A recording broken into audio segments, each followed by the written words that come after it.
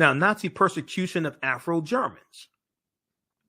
Once again, I want people to understand this isn't like this isn't Dr. John Henrik Clarke or Dr. Leonard Jeffries or Dr. Yosef Ben Yakinen saying this. This is at the United States Holocaust Memorial Museum. This is their website. And they've got the information there dealing with the Afro-Germans. So the question that we have to ask is, well, if you notice, how is it that this gets left out of the conversation? If you notice, how is it the history of the Afro-Germans gets left out of the conversation?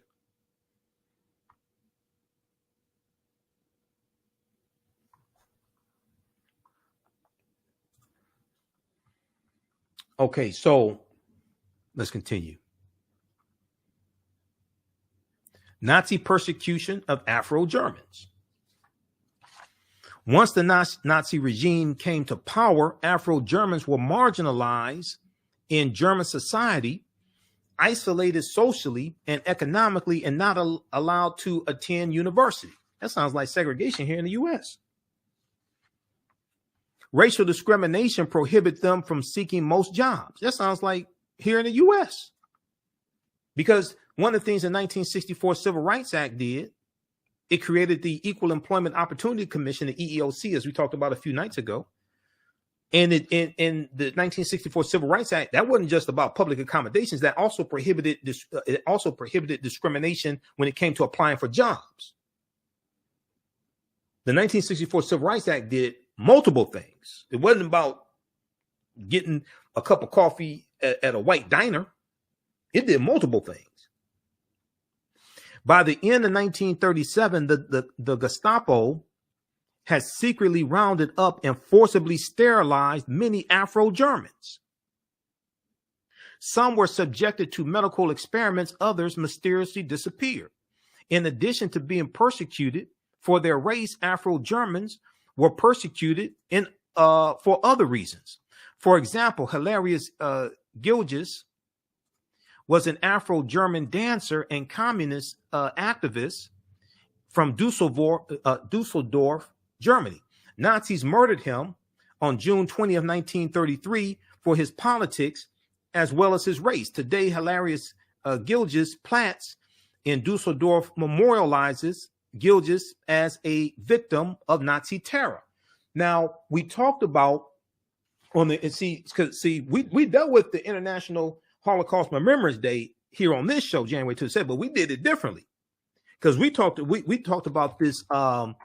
Smithsonian Mag has this piece that came out in December, and it deals with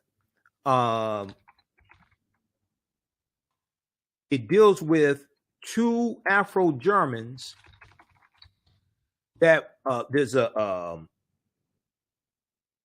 some bricks that were this right here.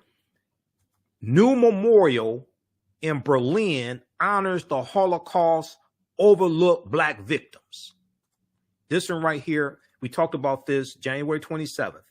Smithsonianmag.com, which is the official website of the Smithsonian Institute. This Olivia Gershon wrote this article. This is from December 3rd, 2021. New memorials in Berlin honor the Holocaust overlooked Black victims. Two brass stumbling stones are among the first to memorialize the Afro-German people murdered by the Nazis.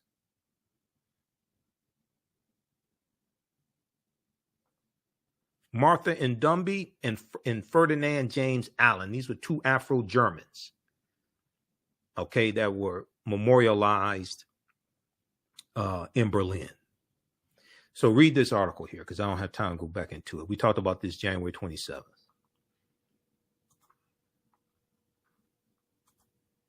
Okay, let's go back to this here. Right here, Afro-Germans, right here. Okay.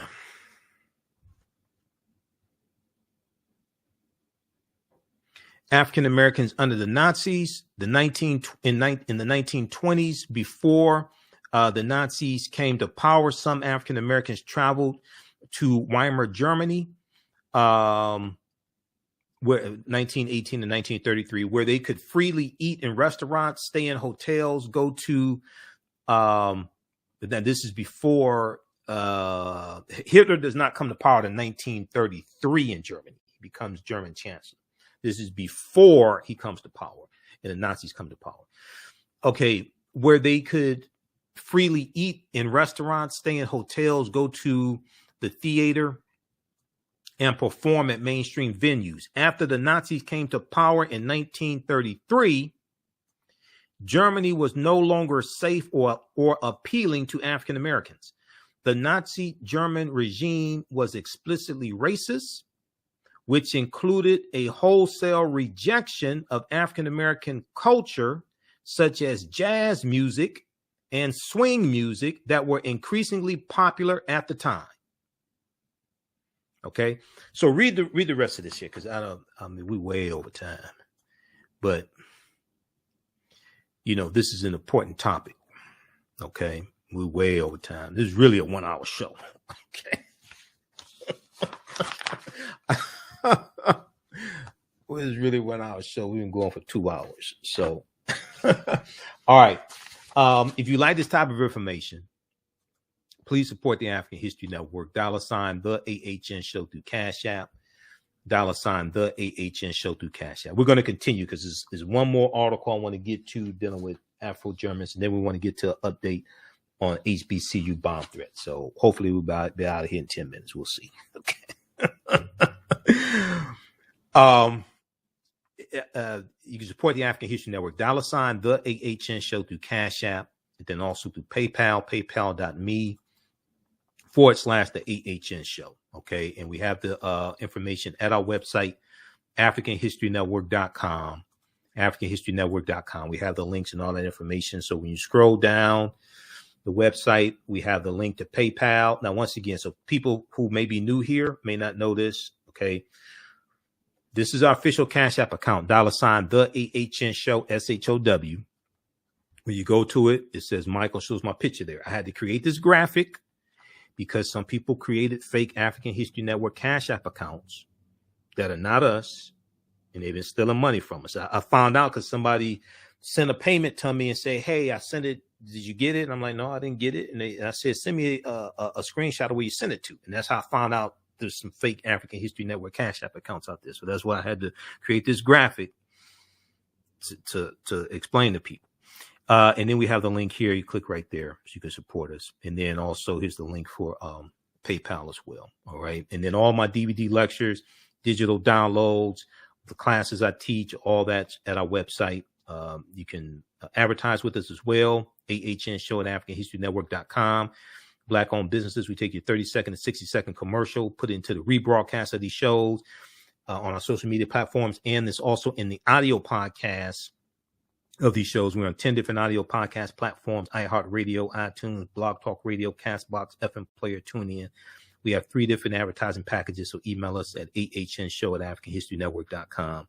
And then our online classes are here. And then we also have this Michael Imhotep 15 DVD bundle pack as well, 15 of my lectures. And there's one in here where I deal with the origins of African American History Month. Okay. When you click right here, order here, it takes you to the next page and it goes through and shows you all the lectures that are in this bundle. These are all presentations that I've done. Okay. I have like about, I think 45 of my lectures on DVD, something like that. Okay. I have 3 of my presentations dealing with the film Black Panther. This one right here, Breaking the Chains, Why We Celebrate Black History Month, deals with the origins of Black History Month. Dr. Carter G. Woodson, Association for the Study of Negro Life and History, ASALH. We deal with, was John Hanson really black president? No, he wasn't. We go through, break all that stuff down. There were 2 John Hansons. I even wrote an article about it because I write articles as well. So this one here this is about a 3-hour presentation, gets deep into the history. We've got this one here, The Distortion of the Legacy of Dr. Martin Luther King Jr., the Revolutionary, will not be televised on the television. So we deal with the revolutionary Dr. King. This is a double lecture I did with my friend, Dr. David Imhotep, who wrote the book, The First Americans Were Africans, Documented Evidence. We did this lecture here in Detroit. This one here deals with the origins of the Star Spangled Banner, Francis Scott Key, 1814, during the War of 1812, and also the Pledge of Allegiance, written August 1892 by Francis Bellamy, who was a socialist Methodist minister. And then I tie all this to Colin Kaepernick's protest and deal with what Colin Kaepernick's protest was all about. Great African Women in History, The Mothers of Civilization. You can get the version. It's actually 4 hours. It's a 2 DVD set. I did with some well-known and not so well-known African women in our history from all different time periods. Also, this one right here, a lot of people don't like the title or don't like the cover or the picture of Trump, but once they see the lecture, they realize, damn, I didn't know it was that deep. African American resistance in the era of Donald Trump, voter suppression, reparations, and how elections have consequences. If we knew this information, now this is stuff I was talking about on my show in 2016 leading up to the presidential election, because I was doing nationally syndicated radio. 2016, I was doing my show. I was guest hosting for Roland Martin on the Roland Martin Show, nationally syndicated radio. And this was stuff I was warning people about. If we knew this information in 2016, we would have stopped Trump. We would have found those 78,000 votes, 10,704 votes here in Michigan, because Trump won Michigan by 10,704 votes. He won by 0.2 of a percentage point. Then also this one here, Ancient Kemet, The Winter Solstice and the History of Christmas, that deals with a lot of pre-Christian origins of Christmas. And it deals with even the origins of Christmas after Christianity comes into existence. Okay, so these are some of the, you can buy these individually or in the bundle pack, $100. But these are some of the 15 lectures that are in the Michael Imhotep Black History Month bundle pack. Okay, so we'll post the link here. It's at our website, AfricanHistoryNetwork.com. But we'll post the link here as well. So we have those shipping out this week also. Okay, and that'll keep you busy, I'm telling you. And my presentations are very well documented. I give you numerous sources for you to research. I tell you, you don't have to believe a word that I say. Proper documentation ends all conversation. So we'll post a link here for that also. If you want those lectures in digital download format, email me at AHNshow@AfricanHistoryNetwork.com, AHNshow@AfricanHistoryNetwork.com. And I think some of them in digital download format, but we'll set that up for you also. All right, now I want to go back to this rest of this here and finish this out. Because I was doing research all day today. And monitoring some of these different stories, these different news stories.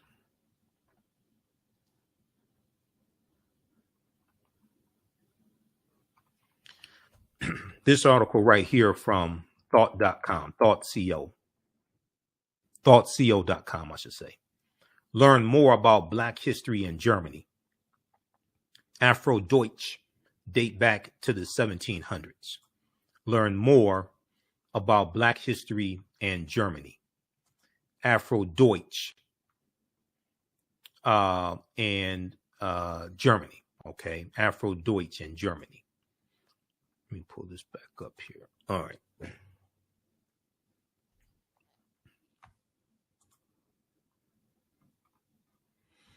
All right.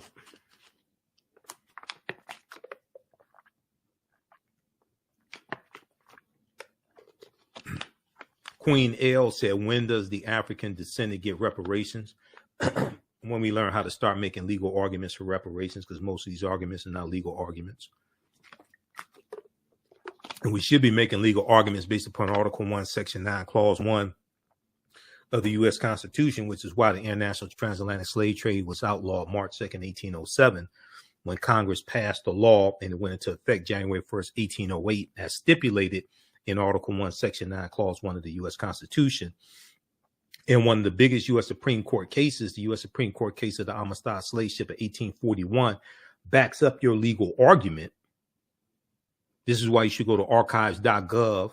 This is the type of information we deal with here on this show, because I've dealt with this numerous times here. Go to archives.gov and you look at the Amistad slave ship They have some of the original documents there from the U.S. Supreme Court case. We don't understand history and law, which goes back to the article from CBSNews.com from January 19th, 2021, how most Americans don't know what's in the U.S. Constitution, don't understand it. We don't understand history and don't understand law. This is U.S. National Archives. U.S. National Archives, Amistad case.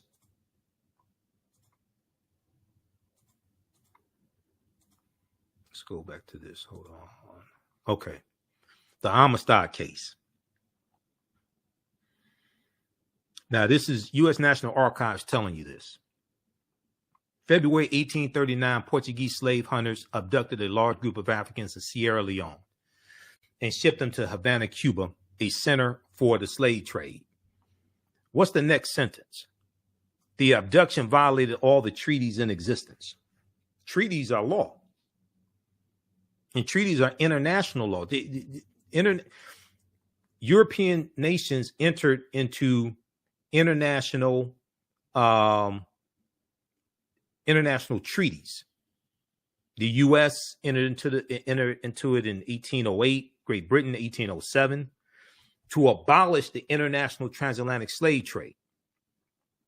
The international transatlantic slave trade dealt with Europeans going into Africa and selling and taking Africans into the colonies, okay, and selling them. Now, it was still legal in most of those countries. It was still legal to own slaves within the country and sell them within the country, just like here in the U.S.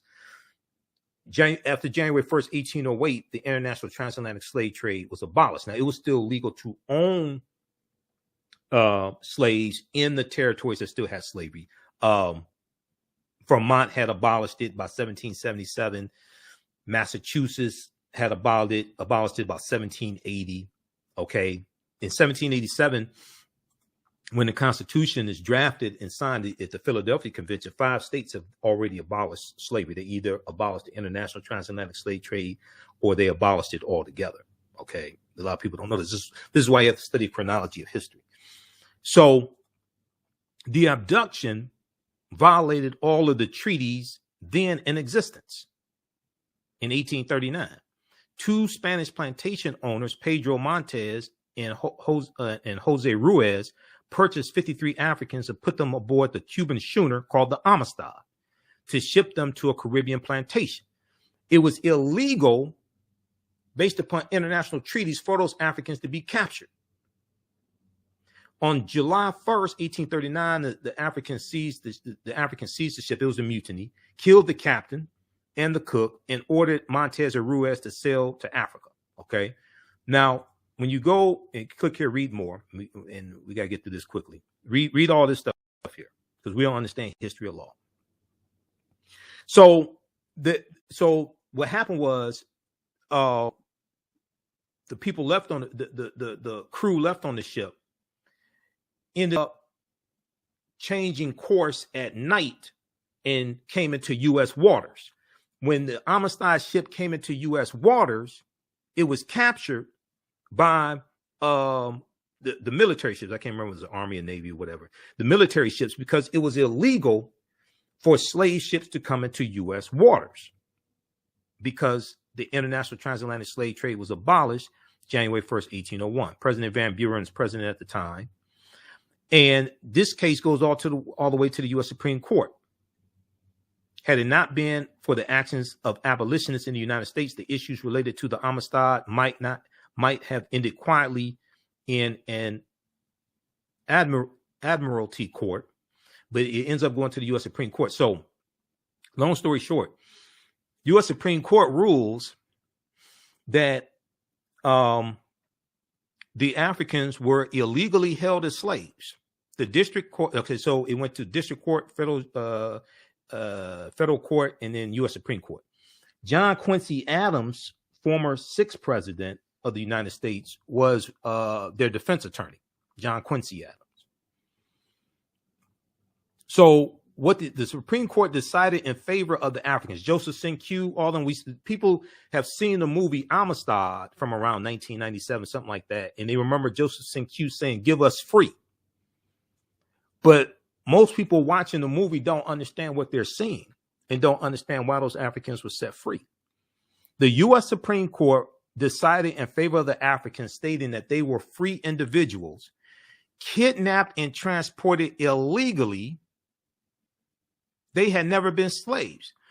The reason why is because the international transatlantic slave trade was illegal in the U.S. Other European nations entered into the treaties, but it was illegal into the U.S. So it was illegal for that ship to come into the U.S. in the first place. So what that means,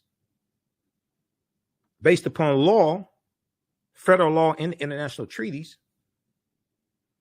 is that all the Africans that came into the U.S. from January 1st, 1808 through July of 1860, when the Clotilda came into Alabama, which is the last known slave ship, all that is illegal based upon federal law. All those Africans that were brought in to the U.S. based upon the U.S. Supreme Court has ruled on this. And this goes back to the U.S. Constitution. Article 6 of the U.S. Constitution tells you that the U.S. Constitution is the supreme law of the land, and all the treaties, all the previous treaties, and all the subsequent treaties are the supreme law of the land. U.S. Supreme Court ruled that it was illegal for those Africans to come into the U.S. waters because it violated the law passed by Congress March 2nd, 1807 that abolished the international transatlantic slave trade. So instead of us making legal arguments for reparations, and the U.S. Supreme Court has already ruled on this. This is archives.gov. This is the U.S. National Archives website. They have some of the original court documents here. Instead of us making legal arguments for reparations, some of us are making nonsensical arguments for reparations that are not based in law. Saying our ancestors worked for free for 246 years and didn't get paid. What law? Now, this may go outside the circumference of some people's awareness. Just because you disagree with it, don't like it, it does not mean, just because you disagree with it or don't like it, doesn't mean it's not true. It just means you have to do some research to understand what I'm talking about. When you go to lawmakers, you don't go to argue morality. We know slavery was morally wrong. We know it was wrong to enslave them, capture them, rape them, sell them, work them for free. There were at least 262 skills, trades, and crafts that Africans had in this country from 1619 to 1865. We were skilled trades. And these are things I teach in my online classes. We know it's morally wrong. But when you go to lawmakers, like in the House of Representatives or U.S. Senate, lawmakers write laws. The foundational laws in this country are the U.S. Constitution. You don't go to lawmakers to argue morality. If you want to argue morality, you should go to church. The foundational laws in this country is the U.S. Constitution and treaties. When you challenge laws that are written in the legislative branch of government, you go to the judicial branch of government called the courts. And the courts, federal court, federal appeals court, U.S. Supreme Court, can strike down laws passed by the legislative branch of government or uphold laws passed by the legislative branch of government, and for that matter, from the executive branch of government in the form of executive orders. The judicial branch of the federal government can uphold or strike down laws based upon whether they are constitutional or unconstitutional, which means if it's constitutional, it means it falls in line within the U.S. Constitution. If it's unconstitutional, it means it violates the Constitution, which once again tells you that the Constitution is the foundation of laws in the country. The Constitution and the treaties. So instead of us making legal arguments for reparations, rooted in law, especially the Constitution, And also Black Freedmen Indian treaties of 1866. Those are treaties also. We make nonsensical arguments for reparations. Like our ancestors worked for free for 246 years. Let me ask you a question. Who's actually studied the history of slavery in this country? What law are you citing that slaves were supposed to be paid? Who's actually studied the history of slavery in this country? Yes, it was morally wrong. We know that. When you go to lawmakers, you don't go to argue morality. You go to argue law. Because when laws get challenged, they get challenged in the judicial branch of the federal government. So you can believe what you want. It's just like a lot of people want to throw these numbers out. Oh, you owe us $20 trillion. You owe us $30 trillion. You owe us $14 trillion. Okay. It ain't how much you think that you're owed that matters. What matters is how much you can actually collect. You can come up with whatever number you want to. What matters is how much you can collect. But we're not making legal arguments and actually understand the process, because it takes 218 votes to get a bill passed in the House of Representatives. Last time I checked HR 40, it had 190 co-sponsors. They were all Democrats. No Republicans support reparations in the House or the Senate. How the hell are you going to get that passed? I'm all for reparations. I'm all for repairing the damage of 246 years of slavery, decades of Jim Crow segregation, redlining, things like this. I'm all for repairing the damage. You first have to critically analyze the damage that was done. And to properly analyze, to properly repair the damage, you first have to understand who African people were and what African people had before they were put into that institution of slavery and stripped of our history, language, names, spiritual systems, culture, folklore, mores, all of that. See, that's a different conversation. If you start with African people already enslaved and largely stripped of a lot of that, you already come into the conversation way behind. The root concept of reparations is repairing the damage that was done of it could, whatever it is. Repairing the damage, making you whole again, restoring you to a state before the damage was done, making you whole again. Well, you first got to analyze who African people were and what we had before the damage was done to try to repair the damage. So cash payments can be part of a comprehensive reparations package, repairing the damage. You first have to systematically analyze the damage that was done and how pervasive it was. That's why the laws have to be changed.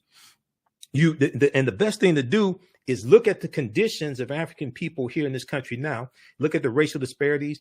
Our houses are valued at $156 billion, less than comparable white homes. You look at the study from CBS News that all the stuff we deal with here on this show, because a lot of that superfluous nonsense we don't deal with, who slept with who and all that stuff. I don't have time for that. That's not the type of research I do. If you look at this piece here from CBS, and I did a whole video on this. U.S. economy has lost $16 trillion. U.S. economy lost $16 trillion in 20 years.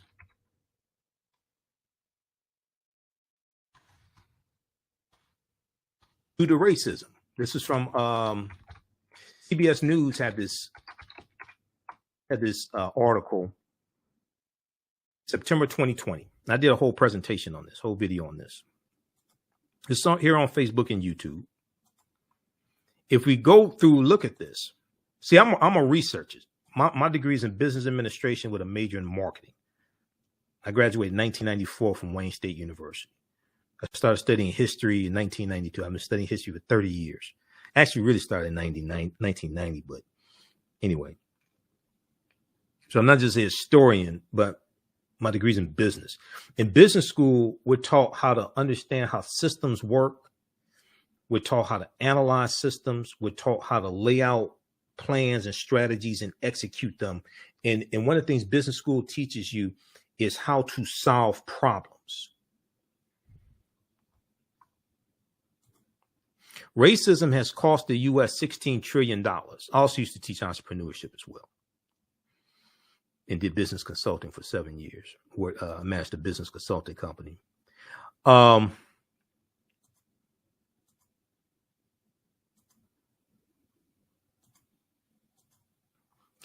Okay, this is from September 23rd, 2020. This was a study by Citigroup Bank. America could have been $16 trillion richer if not for inequities in education, housing, wages, and business investment between Black and white Americans. Over the past 20 years, new research concludes. The study released this week in September 2020 by Citigroup Bank is the latest in a body of research that attempts to quantify the economic impact of systemic racism. So you're dealing with laws and policies. Politics is the legal distribution of scarce wealth, upon resources, and the writing of laws, statutes, ordinances, amendments, and treaties, their adoption, interpretation, and enforcement. Racism is a system of advantage and privilege distributed based upon race that comes out of the ideology of European white supremacy for the purpose of preserving genetic white survival. Racism occurs when one race of people control the majority of the wealth, power, resources, benefits, privileges, land, access to education, access to opportunity, and they use that to marginalize, subordinate, and do harm to another race of people.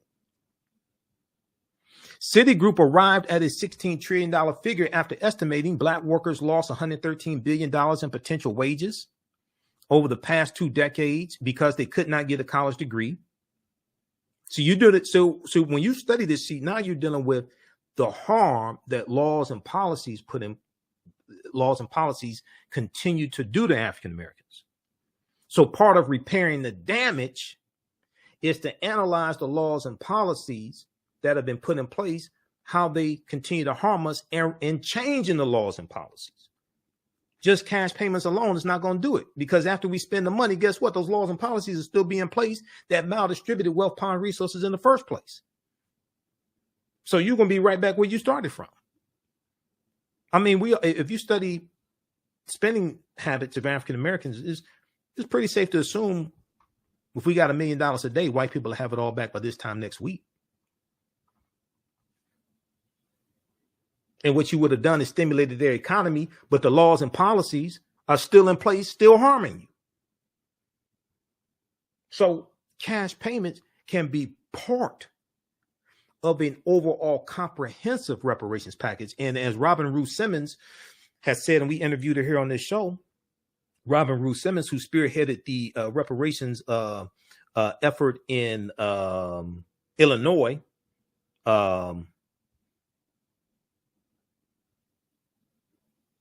there in Illinois, she said it's going to be a generation of reparations. Okay. In what was the name of that? It was Eastland, Illinois, or pull it up.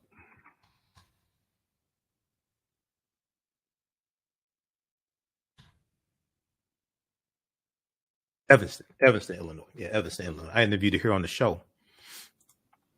Evanston, Illinois.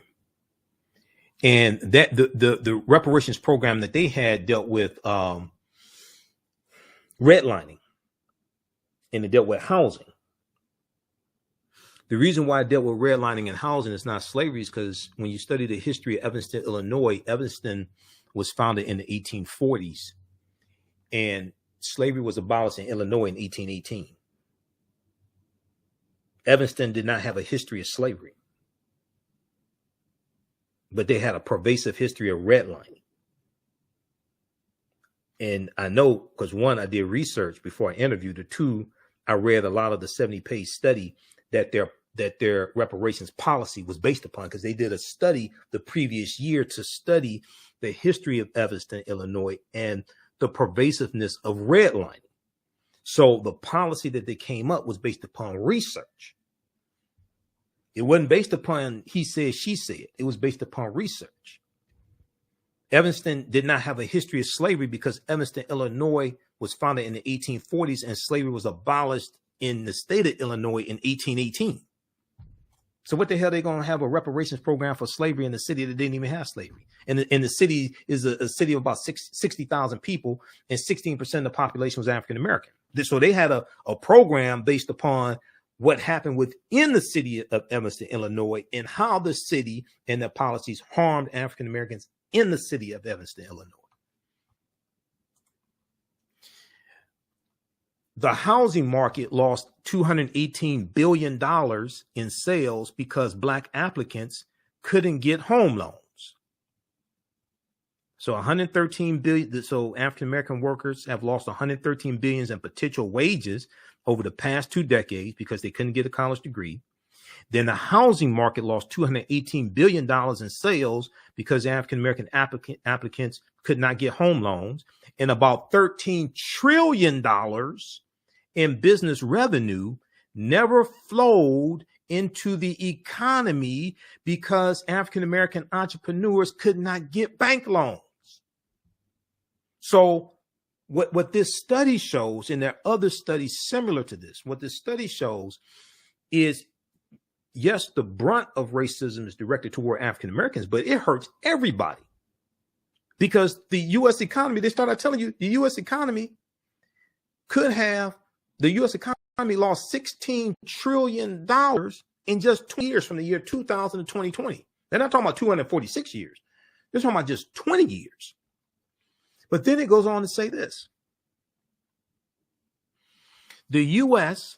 could have $5 trillion in GDP, gross domestic product, over the next 5 years if those gaps and others were closed today, which means you're dealing with changing these laws and policies that maldistribute wealth, power, and resources and harm African Americans. So what this shows is how, wait a second, when you change these policies, this helps everybody. Yes, it's going to disproportionately benefit African Americans, but this is when you do things that are good for African Americans, it's good for America. It's going to help everybody. When you lift us up, it's going to help everybody also. So read this, and they have a video here you can watch as well. Racism has cost the U.S. 16 trillion Citigroup fines. We'll post this link here. How's everybody doing? How y'all like this type of information? If this is your first time if it's your first time watching our show, seeing me, first time here, like, let us know. Just post here. Just say first time, something like that. Okay, just say first time. Okay, I gotta get to this. Let me get to this last one because I need to go to bed at some point.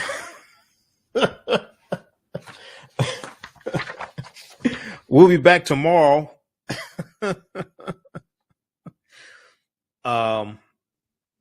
Let's see here. Learn more about Black history in Germany. Maybe we'll talk about this some more tomorrow because I just want to zoom in on something right here. It is on. Let's see. It's right here. Right here. This is what I want to zoom in right here. The Nazis and the Black Holocaust.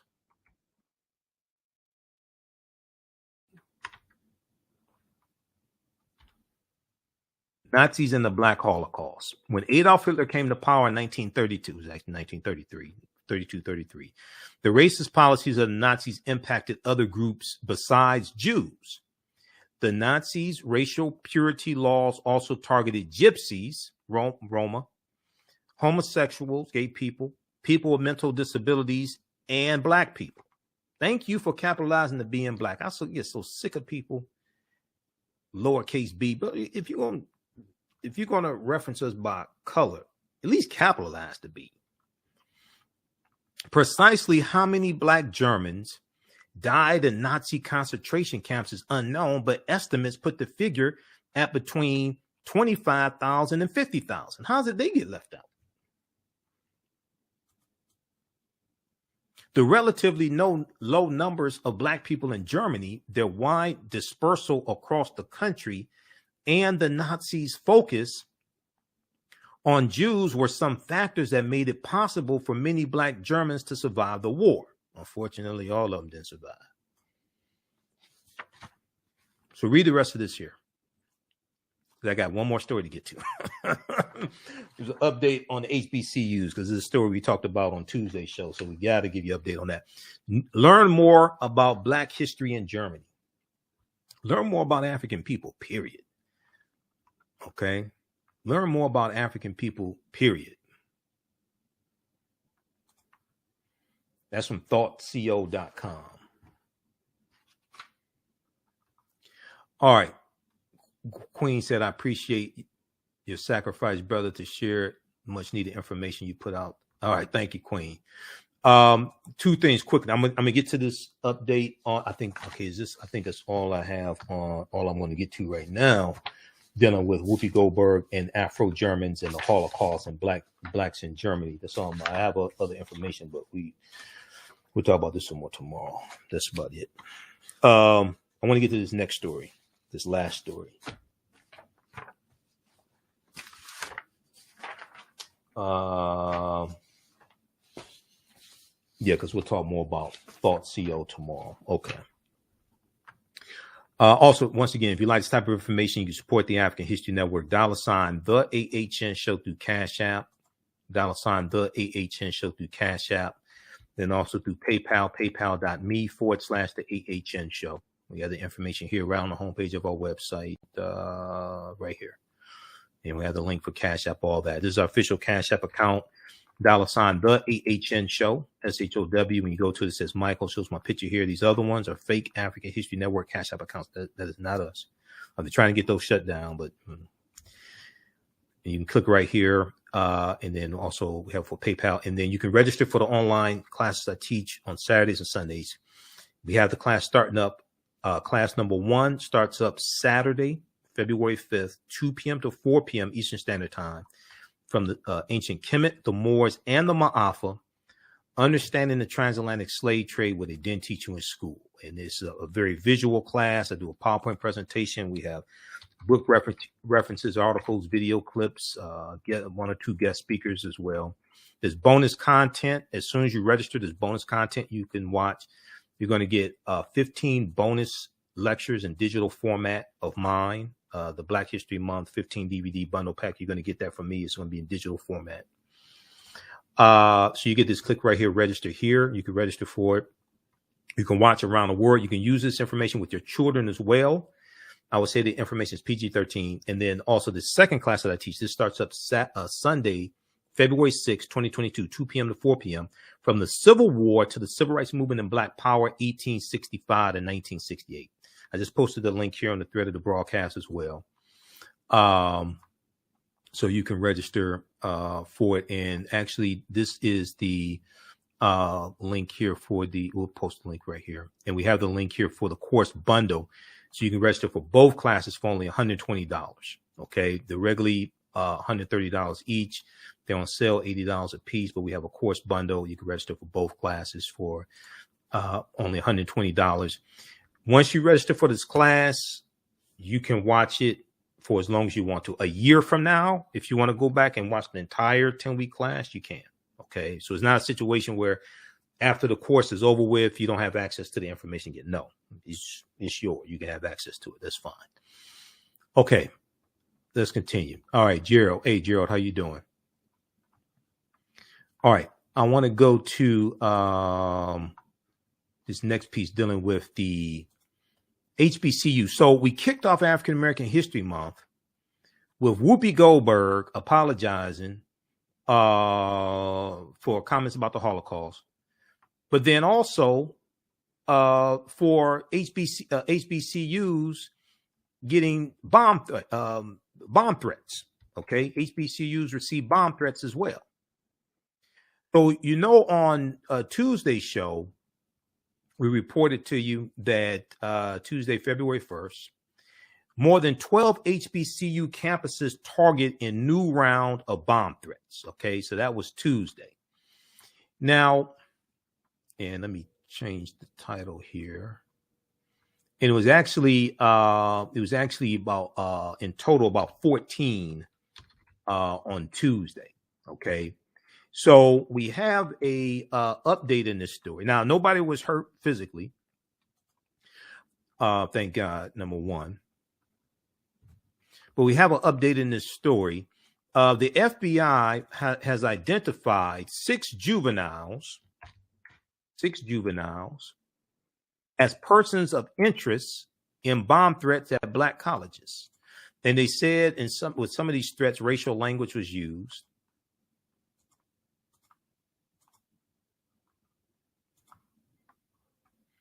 And let's go to this. Let's change that title there. Just 1 second here, because I don't have my board operator. We're only on 9:10 a.m. the Superstation WFDF here in Detroit for 1 hour. So I don't have my board operator, Shakita or Jalen, after the first hour. So I had to do everything myself. All right. So here we go. All right.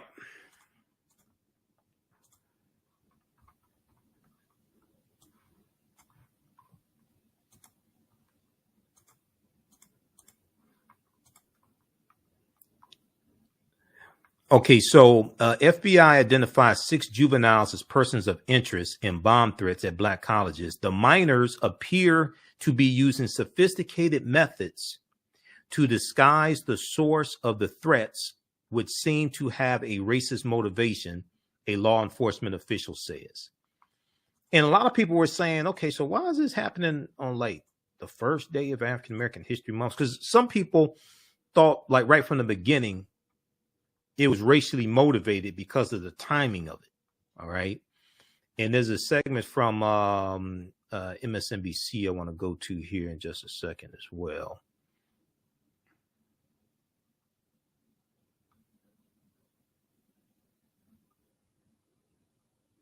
Okay. Yeah. Let me cue this up here.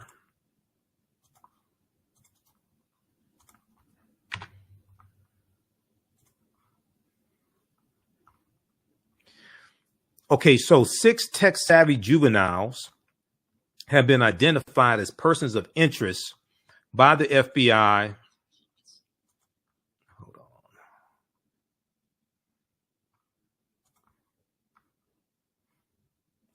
Six tech-savvy juveniles have been identified as persons of interest by the FBI in threats to HBCUs that appear to be racially motivated. More than a dozen HBCUs received bomb threats on Tuesday, January 1st, the first day of Black History Month. A law enforcement official says the FBI has identified six persons of interest around the country, all juveniles, who are suspected of making threats. The official says they appear to be tech savvy, using sophisticated methods to try to disguise the source of the threats, which appear to have a racist motivation, Let me go to this clip here. Let me try to cue this up.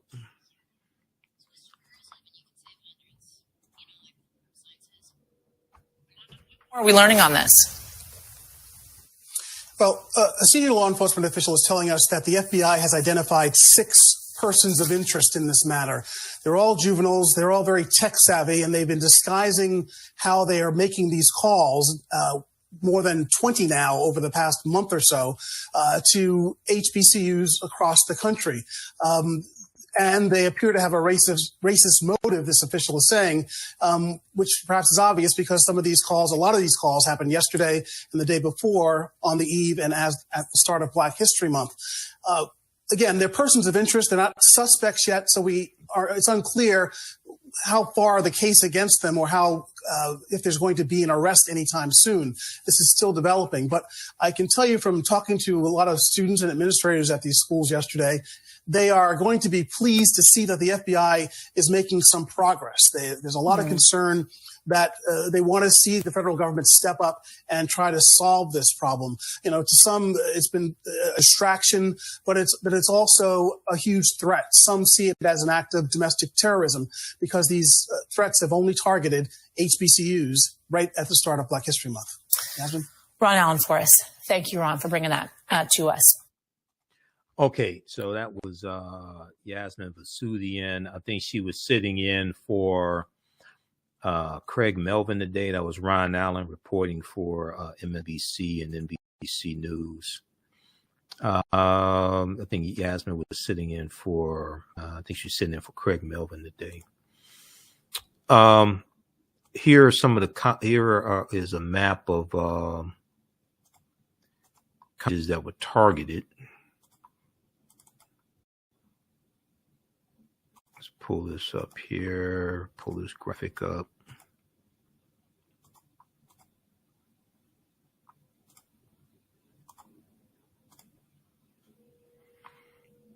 All right, you have Morgan State, Coppin State, University of District of Columbia, Howard University, Spelman, Fort Valley State, Edward Waters University, Xavier University, Alcorn State University, Jackson State University, Tougaloo College, Mississippi Valley State University, and Kentucky State University.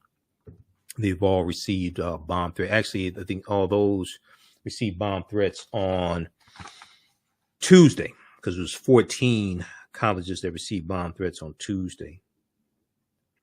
Alcorn State University was one of them, also on Tuesday. Okay. All right, now let's go back to this article here quickly.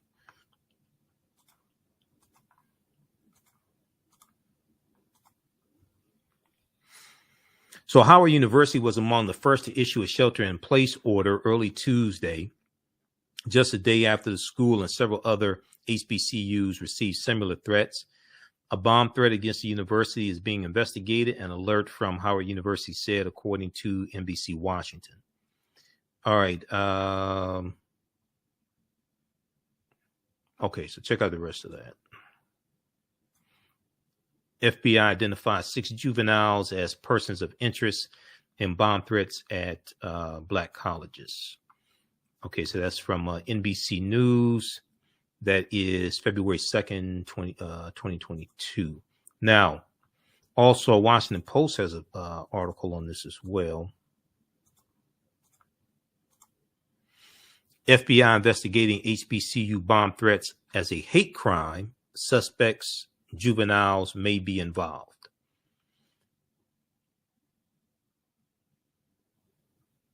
Okay, the FBI is investigating a recent wave of bomb threats to HBCUs as a hate crime. Now, the standard for federal hate crimes is pretty high, but we'll see what type of evidence comes out. And they have identified as many as 6 people, all juveniles, who investigators suspect were involved. Officials familiar with the matter said no one has been publicly charged in connection with the threats, and the officials stressed that the investigation is still active. Because of what the callers making the threat said, and because of the institution targeted, the FBI is exploring. Hold on. The FBI, because of what the callers making the threat said, and because of the institution targeted, the FBI is exploring the threats as being motivated by racial or ethnic hatred, one official said. The official spoke on the condition of anonymity to describe the ongoing investigation. FBI officials said in a statement on Wednesday, February 2nd, that the investigation, which was being led by its joint terrorism task forces and involved more than 20 field officers across the country, was, quote, one of the highest priority for the Bureau, end quote. Although at this time no explosive devices have been found at any of the locations, the FBI takes all threats with the utmost seriousness, and we are committed to thoroughly and aggressively investigating these threats, the Bureau said. Okay, read the rest of this article here, because we're way over time. FBI investigating HBCU bomb threats as hate crime. Suspects, juveniles may be involved. Okay. All right. So check that out. Be sure to if you have any questions, be sure to email us at TheAHNShow@AfricanHistoryNetwork.com. TheAHNShow at AfricanHistoryNetwork.com. Okay. And if you want to register for any of our classes, if you want to advertise with the African History Network also, you have an African American owned business, we can definitely help you. Email us at AHNShow at AfricanHistoryNetwork.com. And if you want me to do a presentation for your group or organization, African American History Month, Black History Month, Women's History Month, Juneteenth, anything like that, in person or virtually, email us as well. And you can also visit our website, AfricanHistoryNetwork.com. We have information there also. Okay. All right. Look, we're here Monday through Friday, 11 p.m. to midnight Eastern Standard Time, and Sundays, 9 p.m. to 11 p.m. Eastern Standard Time. Follow us on our Facebook fan page, The African History Network, The African History Network, and our YouTube channel, Michael Imhotep, IMHOTEP, and also on Instagram, Michael Imhotep on Instagram as well. Sign up for our email newsletter. Text the word Kemet, K-E-M-E-T, to 22828. We have the information on the website also, so you can get our newsletter. We have to get out of here. Remember, the African History Network. Thanks for staying with us. Thanks for watching. Share this broadcast. Hopefully, you learned a lot. I do research, and you know, like I said before at the beginning of the show, I'm on the radio 5-6 days a week. I don't get paid to do radio. So when you support us, when you donate, when you register for our classes, buy our lectures, things like this helps keep us on the air. Because I do this full time. When you advertise with us, all that helps support us. I'll be back on Roland Martin Unfiltered on Friday. I'm usually a panelist each Friday, 6 p.m. to 8 p.m. Download the Black Star Media app. You can watch Roland Martin Unfiltered or on Facebook and YouTube. Follow Roland on Facebook and YouTube, Roland Martin on Facebook and YouTube. Download the Black Star Media app, which is his new media app. And he has new shows launching. So I told him he has 4 new shows launching. Dr. Greg Carr and Faraji Muhammad and Deborah Owens and his wife, Jackie Martin. I told him I want a show as well. So he said he has to get these first 4 launched because those shows, it costs money to launch those shows. I mean, there's camera people, there's producers, all that. It costs money to launch those shows. It's not a YouTube. It's not just somebody sitting in front of a webcam, you know. So he said he has to get those first 4 shows launched and see how that goes, and then we'll go from there. So we'll see. All right. We have to get out of here. Follow us on our social media platforms. Turn on live notifications so you know when we go live. Thanks for watching. Hopefully you learned a lot. You can read these articles, share this with your friends and family. And we appreciate the support. Lastly, when you do, I know you can, just so, because people don't know this, some people ask about supporting us through YouTube and donating through the YouTube. Okay, you can do that, but YouTube takes 1/3 of the payment and they only pay out once a month. Just so some people don't know this. Okay, so when you do it through Cash App or PayPal, we get a lot more of it and we get it immediately. Okay, so if you can only do it through YouTube, that's fine, but some people don't know that. So that's why I'm explaining it to you. All right, remember, at the African History Network, we focus on educating, empowering, and inspiring people of African descent throughout the diaspora and around the world, because right now it's correct wrong behavior. It's not over till we win. Wakanda forever. We'll talk to you tomorrow. Peace. The work that I do is larger than the fashion industry. It's larger than the art world. And I believe that I was born to bring newness into this world. I'm Kaima McIntyre. I'm 24 years old and I'm an artist. I create everything from paintings to jewelry design, metaphysical jewelry to be specific, and fashion design. The only reason why my prom dress went viral is because people needed it. Within a few days of going viral, Notori Naughton reached out to me and she's like, I saw your dress, can you make me a dress? I was equally as shocked to be asked by a celebrity to design their dress at the age of 17. That's just one person, and the list just continues to go on, to Janet Jackson, to Tyra Banks. It really hits home. That means that the discussion is happening on the grounds in real time.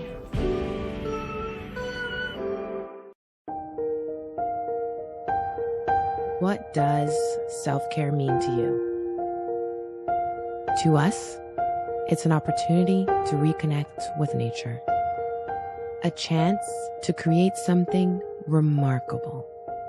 At Sage and Elm Apothecary, our handcrafted skincare and household products immerse you in Earth's sweetest nectar, connecting you to nature in a way you never imagined. See for yourself and visit us at sageandelmapothecary.com.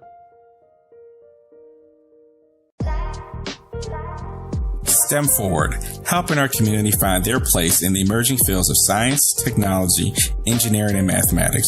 Join us for our monthly live stream on our website, stemforwardedu.org. Watch, subscribe, share. Also join our mailing list to stay up to date with STEM resources and opportunities. STEM Forward, the future is now.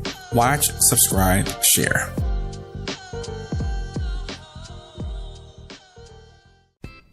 identifies is a Black-owned digital platform that showcases Black and Brown cultures and people. The books on the platform are written by African American authors, Afro-Caribbean authors, African authors, and so much more. Kids 14 and under can read ebooks, listen to audiobooks, and complete learning activities. Kids can even write in the books digitally.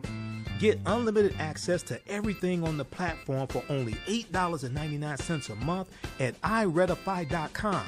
Sign up for your membership today.